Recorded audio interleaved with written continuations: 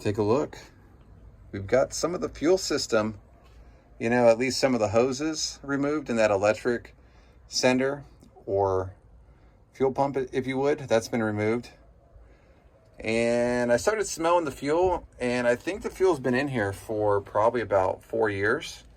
As you can imagine, it hasn't been prepped for long-term storage, so it turned to something that smells kind of like turpentine. Pretty nasty. I'm super happy I checked it. Not to say that I was going to use it anyway, but I can pretty much imagine at this point the fuel in here is super nasty. And let me show you why. Take a look here.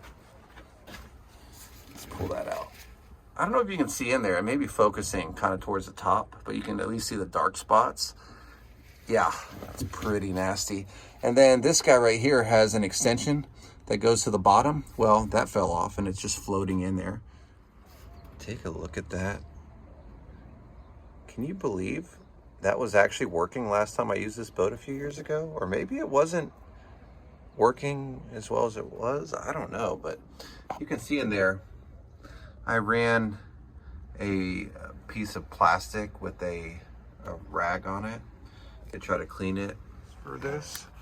So I'm probably just gonna coat the entire bottom of this fuel tank with this. I know it treats up to 250, but I don't plan on pumping this back through the carburetor and fuel pump at this point. So I'm gonna get creative. I think after this, we'll talk about it. But yeah, without further ado, let's go ahead and put this in the fuel tank, let it sit for 24 hours, and we will reconvene and see what it looks like afterwards. So getting back to our fuel system, right? And getting everything plumbed back in, you can see here is the new mechanical fuel pump. Surprisingly, this one didn't come coated, so we coated it with a salt-resistant, oil-resistant epoxy coating. And you can see, came out pretty good. There's about 2 coats. Let it dry for about, I think it was pretty close to 3 or 4 days, just to make sure it cured all the way. And it seems like it's pretty good. So anyway, I'm gonna go down here now, and you can see where that blue plate is. We're gonna go ahead and remove that and install this guy so we can get the, all the fuel lines hooked up. And then I think if you saw in my prior video, we've got an enzyme in here. And what that's doing is cleaning the fuel tank.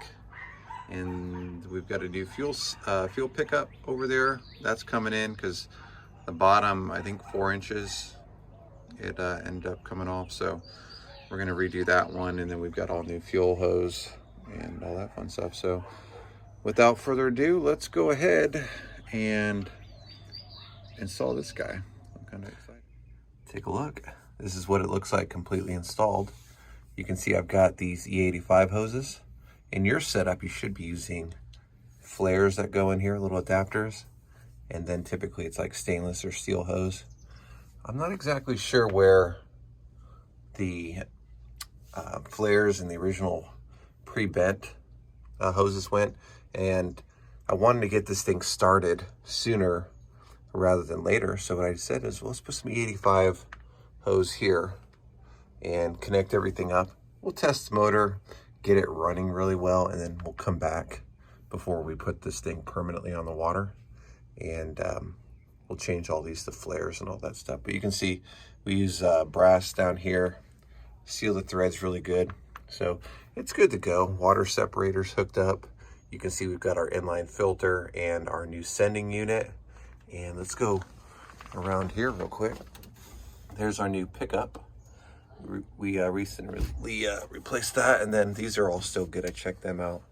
And inside the fuel tank is super clean. You can see we've got a blower over there, pre-staged, getting that ready to work as well. Just got to hook up some electrical on it, but otherwise, fuel system wise, it's everything's hooked up.